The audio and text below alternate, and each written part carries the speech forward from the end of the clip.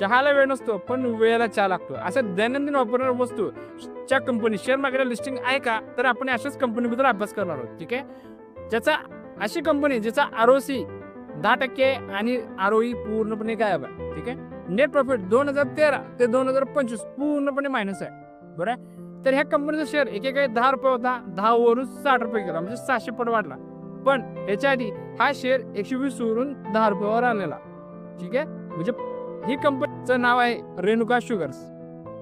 या कंपनी आपण 10 पैकी जवळजवळ 5 लोकांचा पोर्टफोलिओ असणारच.